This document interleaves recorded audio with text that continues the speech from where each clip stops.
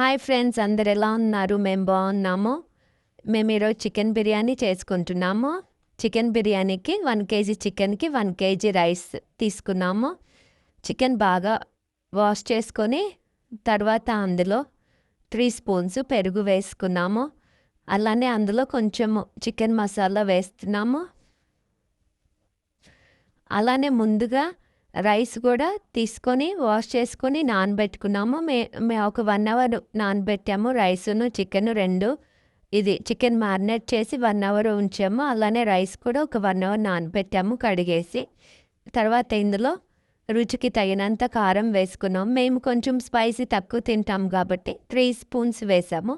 మీరు కొంచెం ఎక్కువ తినే వాళ్ళైతే ఇంకొంచెం ఎక్కువ వేసుకోవచ్చు. లేదు అంటే నార్మల్గా అయితే ఇంత వేసేసుకోవచ్చు.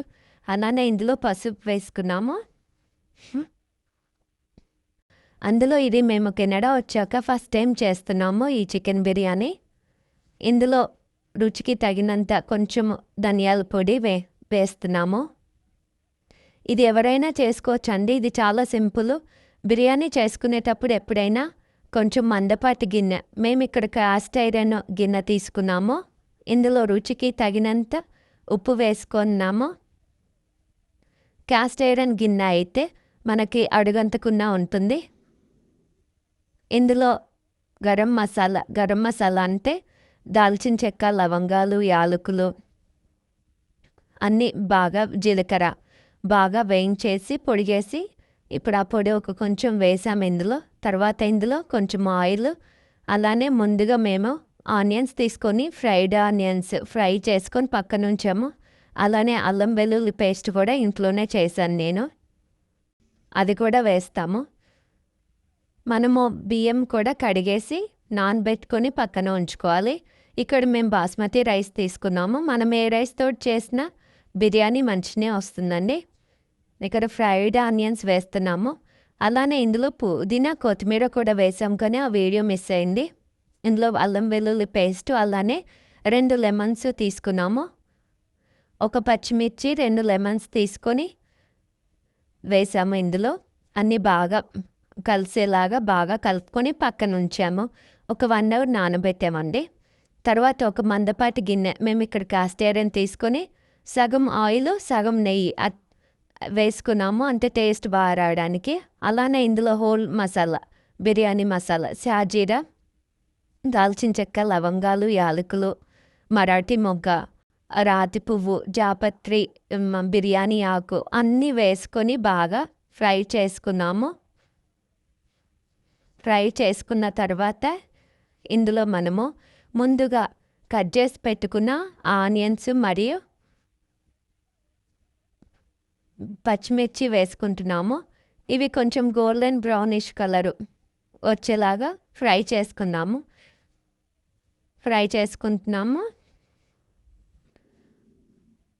తర్వాత ఇందులో ఇవి ఫ్రై అయిన తర్వాత ఇందులో మనము ముందుగా నూరి ఉంచుకున్న అల్లం వెల్లుల్లి పేస్ట్ 1 స్పూను ఆల్రెడీ మనము చికెన్లో వేసాం కదా, అలానే ఇందులో కూడా 1 స్పూన్ అల్లం వెల్లుల్లి పేస్ట్ వేసి బాగా పచ్చివాసన పోయేదాకా వేయించుకుంటున్నాము.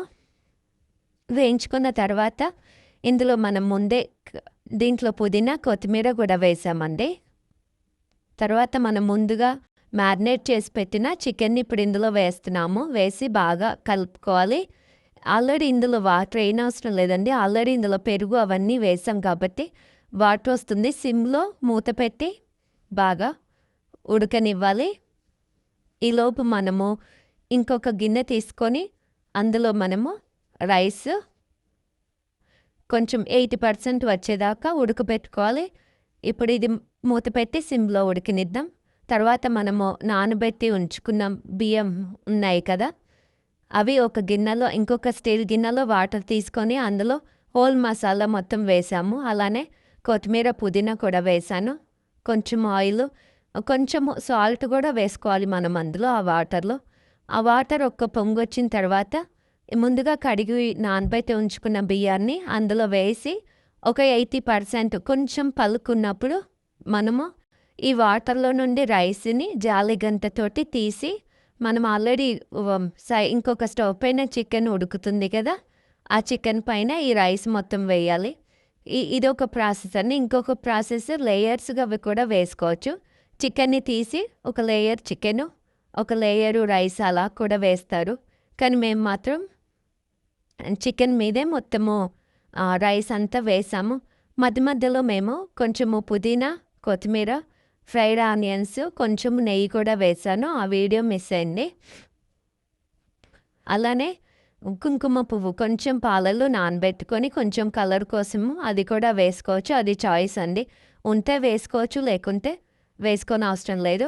మనం ఇలా రైస్ మొత్తం అలా వాటర్‌లో నుంచి జాలిగంటతోటి తీసేసుకొని వాటర్ లేకుండా దీనిపైన మొత్తం ఇలా వేసేసుకోవాలి.